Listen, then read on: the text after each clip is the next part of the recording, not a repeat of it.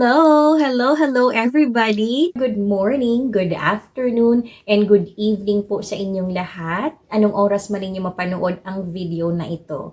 Welcome back to my channel po. Welcome back to Jai and Jerry.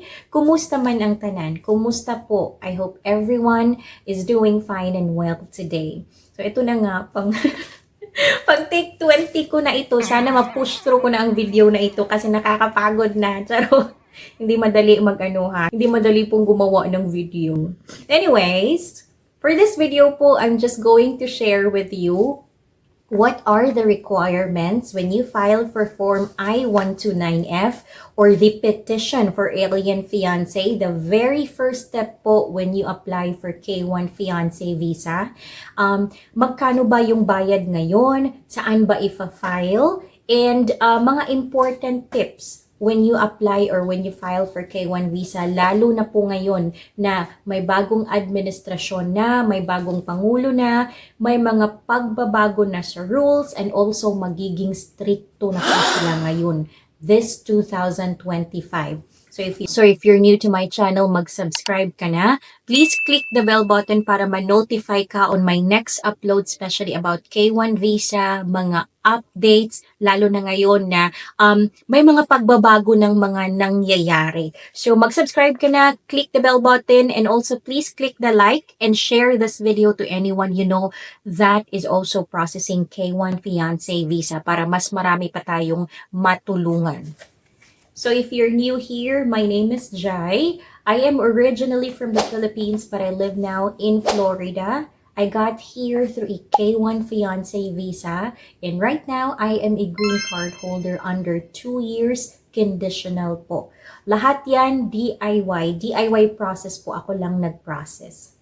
So yes, ano-ano nga ba? What are the requirements? Ano ba yung mga dapat isubmit ko para hindi ako magka-RFE, para hindi po ma-reject ang forms namin or yung application namin. Kasi as we all know, non-refundable po ang bayad sa USCIS. Sayang din po naman. Sayang din po yung bayad ninyo. Magbabayad na naman kayo ulit pag na-reject yung form, mga ganyan. So, diba? So, sayang. So, just a disclaimer, everybody, I am not affiliated with any government agency nor working with or as an immigration attorney.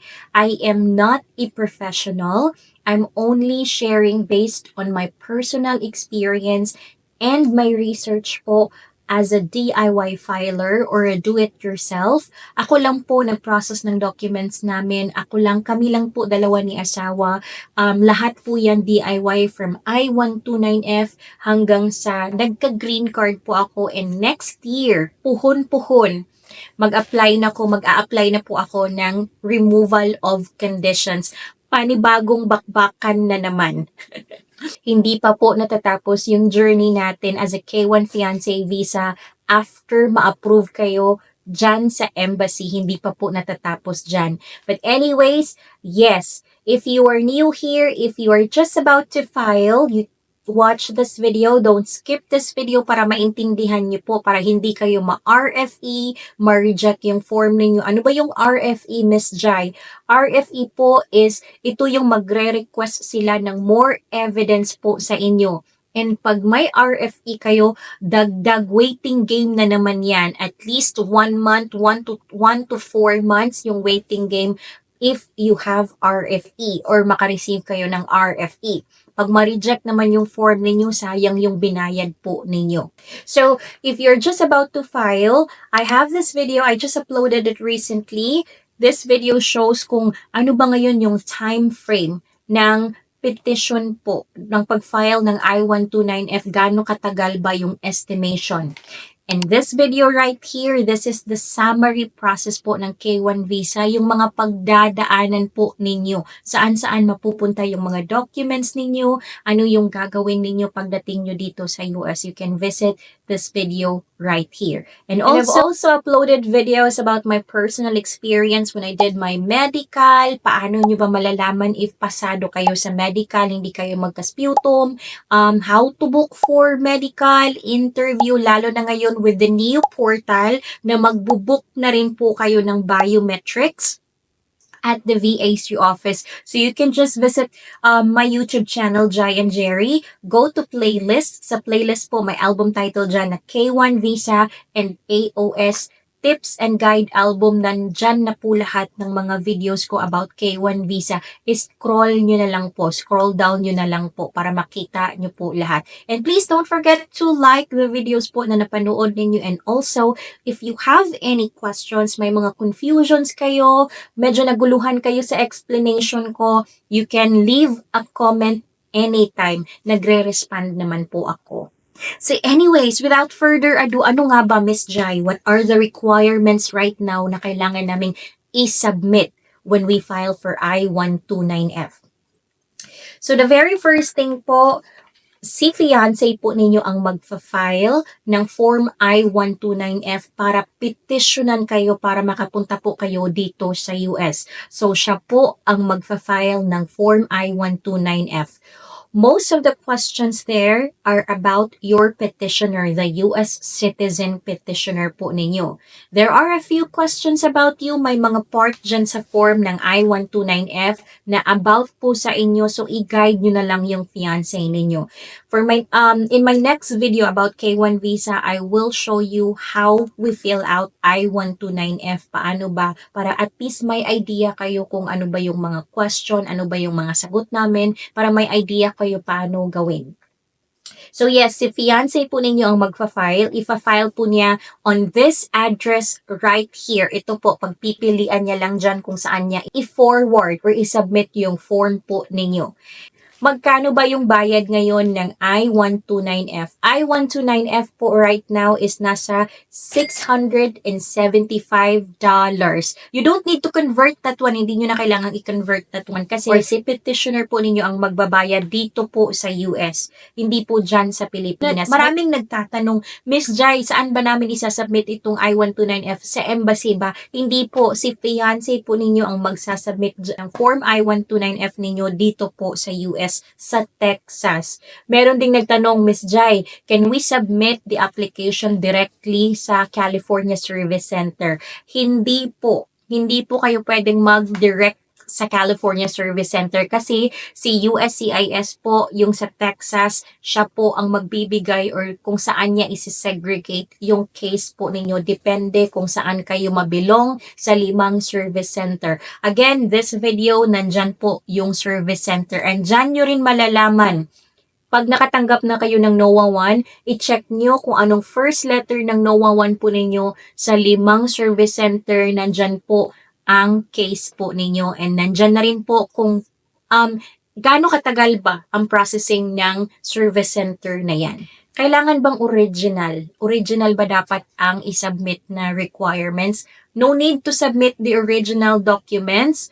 You can just submit scanned copy or photocopy po ng mga documents po ninyo when you file for I-129F. Not unless po if USCIS will request for that one. Please visit uscis.gov for more information on these are the requirements that the petitioner need to submit. And meron din po kay beneficiary. So let's start with the petitioner. Again, the birth certificate to prove of his citizenship. Unexpired passport. Dapat po yung passport niya is hindi expired. Yung bio page lang po yung kailangan, okay? And if previously married naman po si fiancé ninyo, all he has to do is submit the divorce decree po. Or if widowed siya, he needs to submit the death certificate po ng spouse niya. And aside from that, one colored passport size photograph. Passport size photo po na taken within 30 days. Mag-submit po siya, lagyan niya lang ng pangalan sa likod po. Sa likod po ng picture. And letter of intent to marry. And dapat po may pirma niya. Evidence that you met in person within 2 years bago kayo mag-submit ng form. Dapat po nag-meet na kayo within 2 years bago kayo mag-file ng I-129F.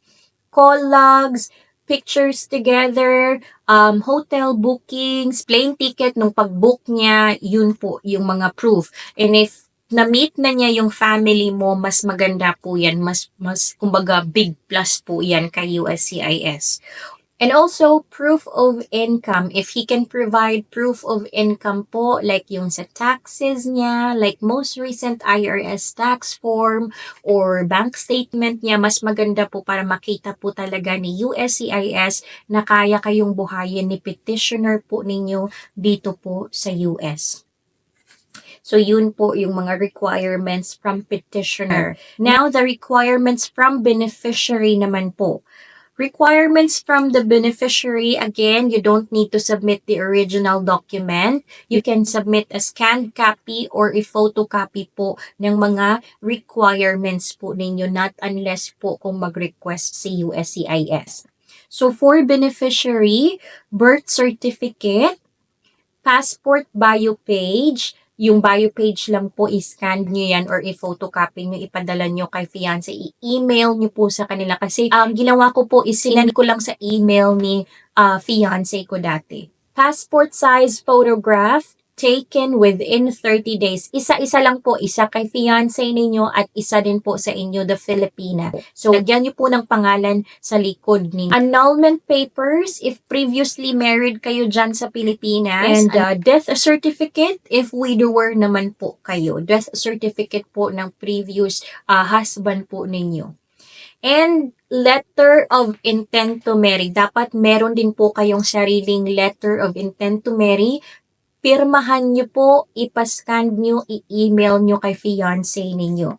And if you can provide one witness, if applicable, kung meron po kayong kakilala na or family member or friends po ninyo na alam yung love story ninyo, kung pwede siyang gumawa ng witness, anong tawag niyan? Kung pwede po siyang gumawa, magsulat siya, pirmahan niya, na kilala niya, alam niya kung paano kayo nag-start, ganito, ganyan. Kung pwede po kayong makapag-provide niyan, mas maganda din po yan.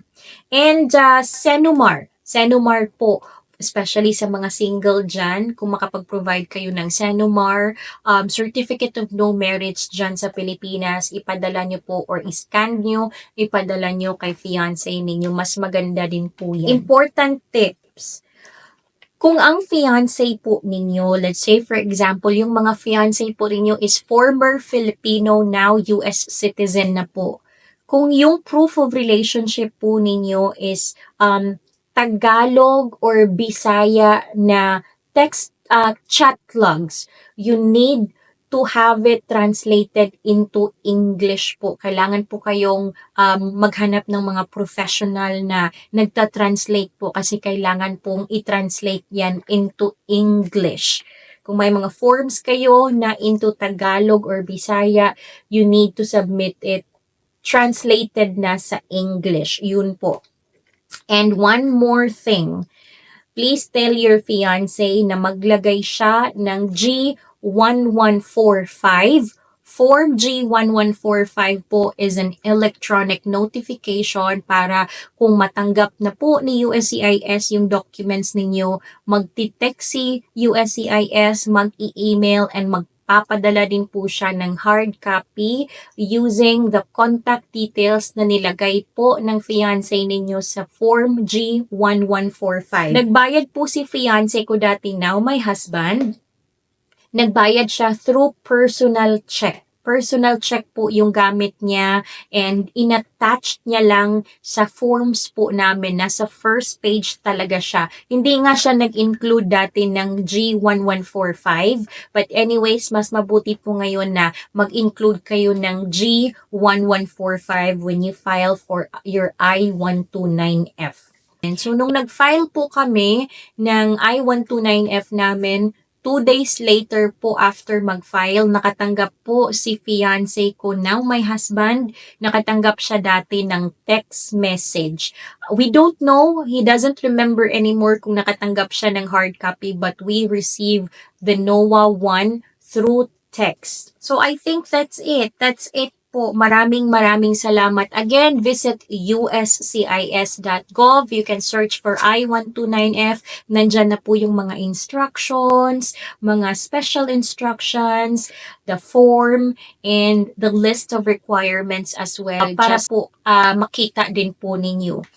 And ano pa ba? Travel.state.gov for all the processes about K1 visa. I hope this video helps you. Sana makatulong po itong video na ito sa inyo.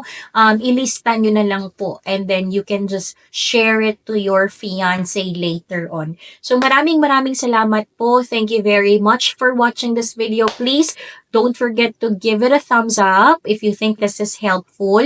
And please help me share this video to anyone you know that is about to file K1 fiancé visa or is already processing their K1 fiancé visa. They can visit my channel. You can visit my channel po and go to my album playlist. Nandyan na po lahat. Good luck everybody sa still processing with their K1 visa right now. Maa-approve din po kayo. Just sit back and mag-relax lang po kayo. I-enjoy nyo lang po yung process. I-enjoy nyo lang yung time nyo dyan sa Pilipinas. And I hope to see you in my next video. Good luck everybody and ingat po kayong lahat.